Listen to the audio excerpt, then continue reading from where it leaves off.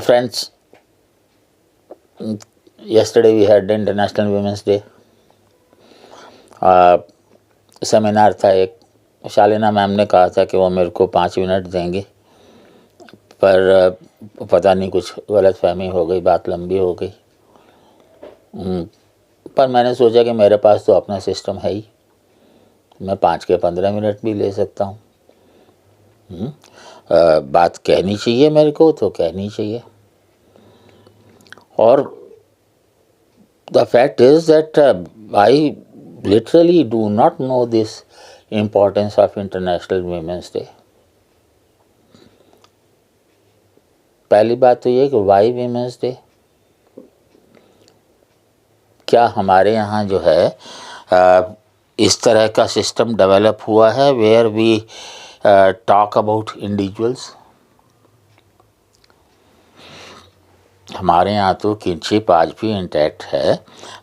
Adam Cooper ने तो 1970s में कह दिया था that in Europe and US the kinship, the importance of kinship has declined so much that there is no need to continue kinship studies. क्या हम यहाँ उसी मॉडल को लेके चल रहे हैं, जेंडर स्टडीज़?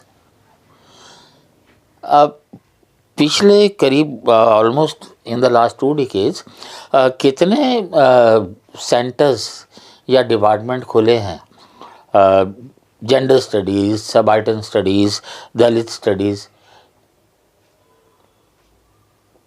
इंसान की स्टडी के लिए भी कुछ हमने खोला है कि नहीं?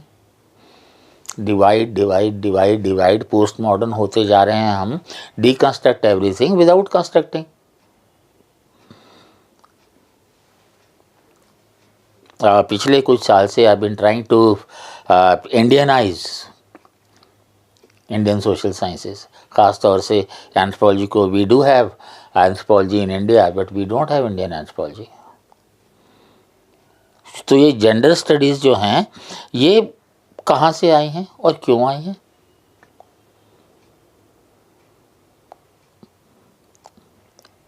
Because the narrative has been set that the world over women have been at the receiving end.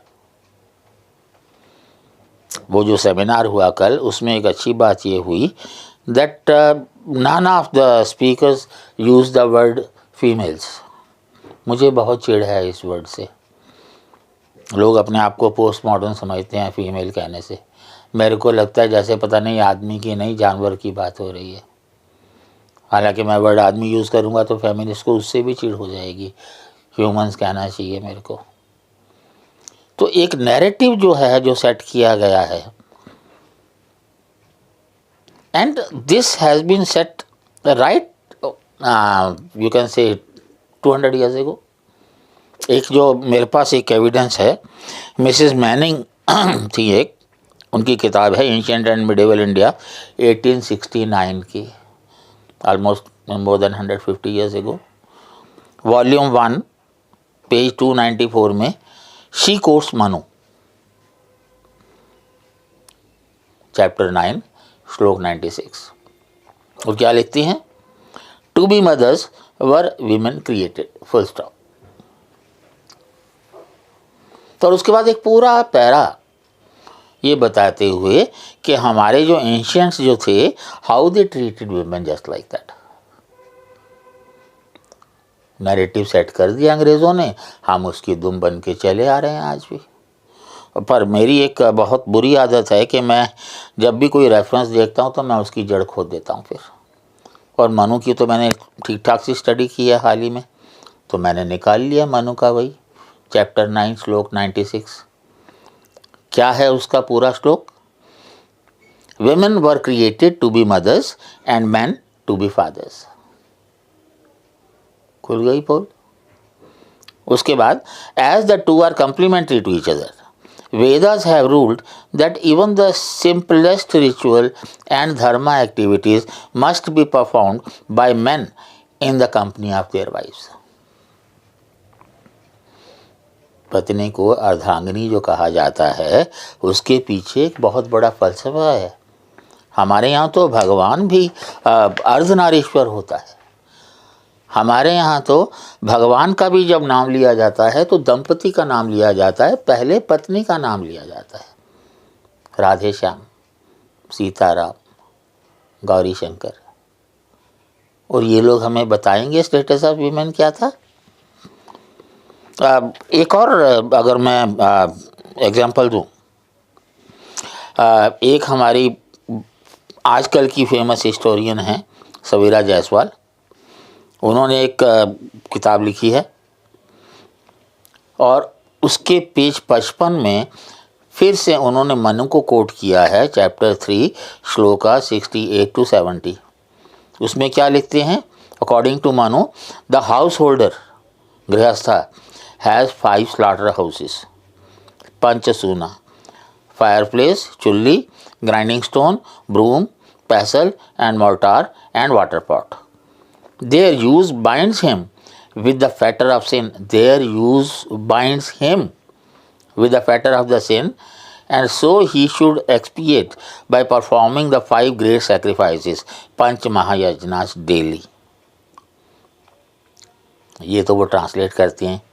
फिर कमेंट में क्या करती हैं वो? ही की जगह शी कर देते हैं, जेंडर का। बट क्या लिखती है? But these are the sinful sides around which revolves the life of a common housewife. It is not surprising that women were regularly clubbed with Shudras in Brahminical tests. पूरे के पूरे left historians, left social scientist शूद्रों और women को एक ही करके गिनते हैं। हालांकि शूद्र पे जो मेरी वीडियोस हैं, अगर आपका मन करे तो देख सकते हैं, नई बात नई शुरुआत मेरे चैनल पे। लेकिन एक्चुअल में क्या है श्लोक? उसने जो है एक तो प्लेसेस ऑफ वायलेंस को चेंज कर दिया है स्लॉटर हाउसेस में,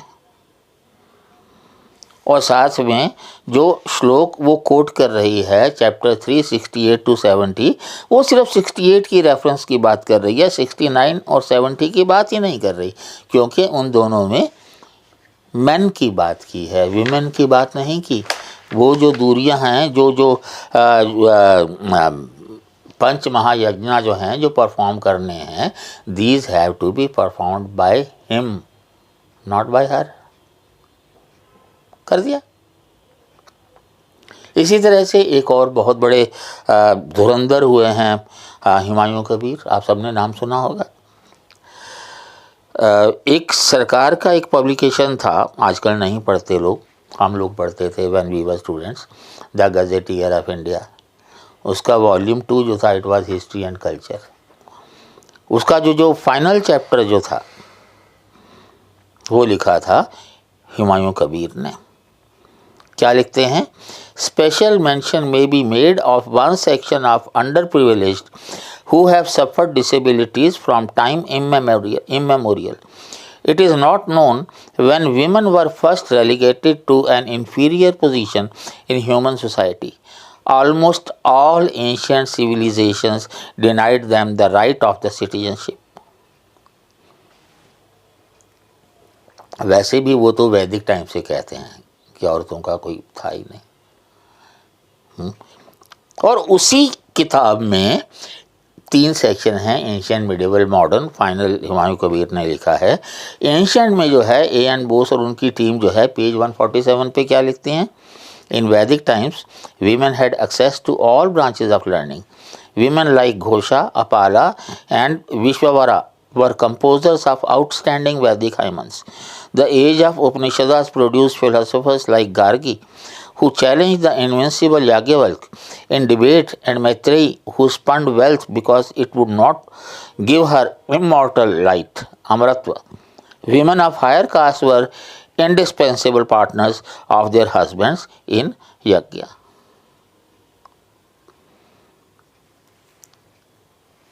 आप क्या सोचते हैं कि ये जो हिस्टोरियंस हैं, ये जो सोशियोलॉजिस्ट हैं, क्या इन लोगों को जो है इन सब का पता नहीं है?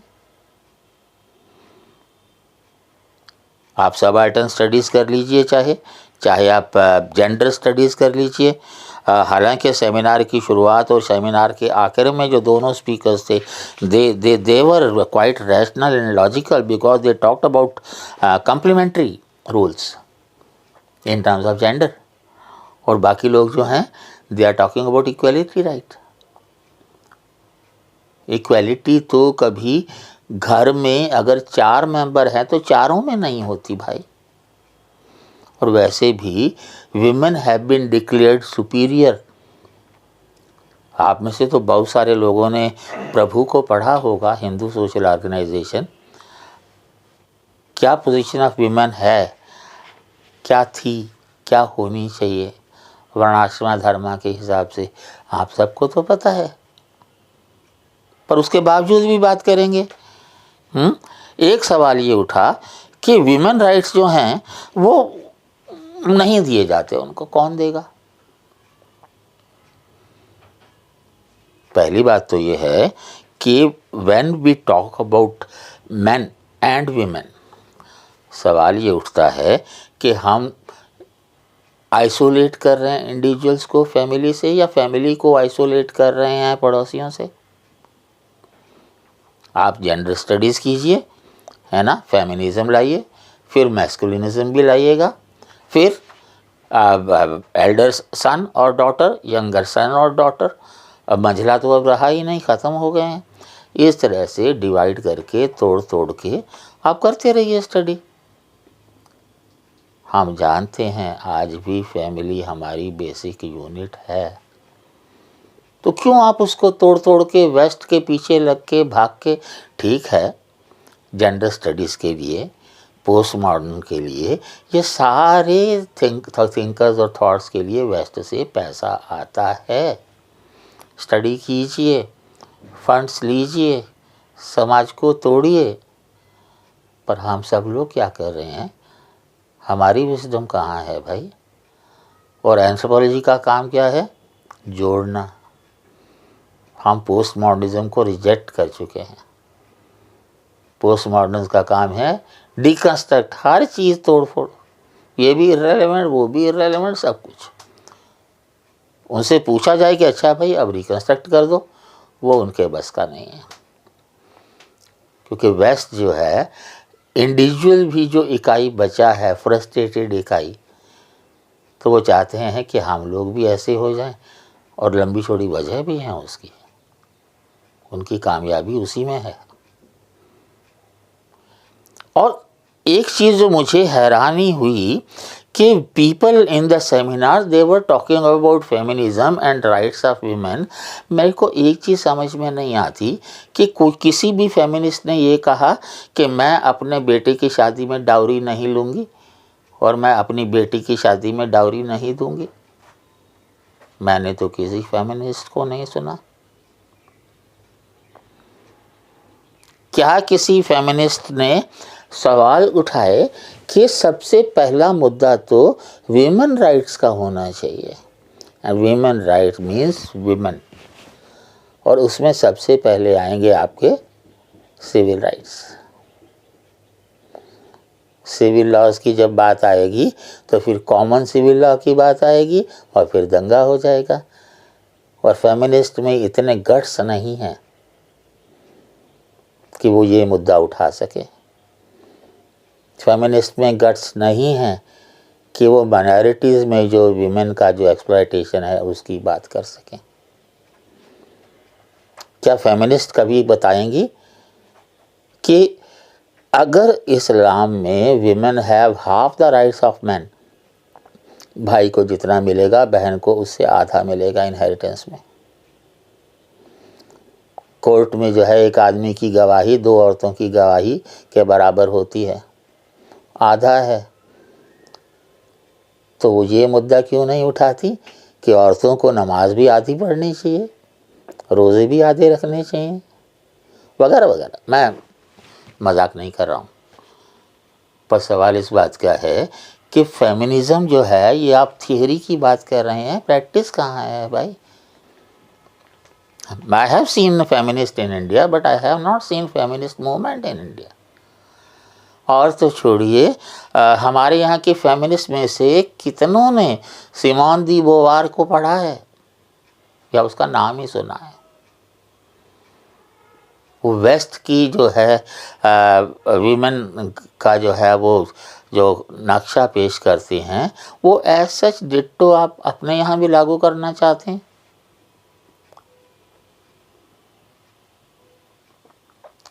हमारे यहाँ जो है look at the rights which women have been given traditionally, they are far superior to men. उनको उनके राइट्स की बात करनी चाहिए, इक्वलिटी की बात करते हैं, इक्वलिटी बिफोर लॉ की बात करते हैं। लॉ तो जो है वो उसके बारे में मुझे कुछ नहीं कहना। ट्रेडिशनल राइट्स जो हैं वीमेन के, बाकायदा प्रभु ने पूरी लिस्ट दी है, और मैंने भी जो मनु पे जो बनाई हैं वीडियोस बताया है उसमें, और मैंने कंक्लूड भी किया है। ये जो मेरी किताब है द ट्रूथ अबाउट कास्ट, आप इक्वालिटी की बात मत कीजिए, आप कहिए कि भैया वो राइट दिए जाएं जिसमें कि पुरुष जो है वो सेकंड फिडल है। समाज औरतों से चलता है, आदमियों से नहीं, तो ऑब्वियसली उनके राइट्स ज़्यादा ही होने चाहिए। और दूसरी बात क्या है कि हम जब भी कोई बात करते हैं, जब भी कोई नेगेटिव इफेक्ट होता है किसी भी बात का, नेगेटिव इफेक्ट सबसे ज़्यादा होता है on women and children. So can you segregate children from women? Can you segregate men from women in India? क्यों हम पढ़े हैं इन जेंडर स्टडीज़ के पीछे, मेरे तो समझ में आता नहीं। हम इंसान को इंसान मान के ही अगर हम लोग स्टडी करने लगे, which is the prerogative of anthropologist, हमें ज़रूरत नहीं है, और हिंदुस्तान में तो बिल्कुल नहीं है। और एक चीज़ ध्यान में रखिए, whenever there is a social issue, whenever there is a social problem, the solution lies within the social system. आप भाषण दे दीजिए, आप खड़े कर दीजिए मुद्दे। One of the speakers did talk about what should be done, but वो बहुत माइल्ड था। एंथ्रोपोलॉजी का काम जो है वो अब वो स्टेज नहीं है कि आप भाषण दे के चुप हो जाइए। Anthropology means action. Anthropologist not only have to suggest the way, anthropologist have to move in that direction. If you want change, you be the change. हम देख रहे हैं economics and political science, even they are becoming irrelevant. और अगर आप चाहते हैं कि एंथ्रोपोलॉजी इररेलेवेंट ना बने, प्लीज़ प्लीज़ प्लीज़ इशू उठाने से नहीं होगा, कुछ सॉल्यूशन देने होंगे, और उस सॉल्यूशंस के लिए हमें बहुत कुछ सेक्रीफाइस करना पड़ेगा, मार्केटिंग भी करनी पड़ेगी आप चाहें तो। सुनने के लिए थैंक यू।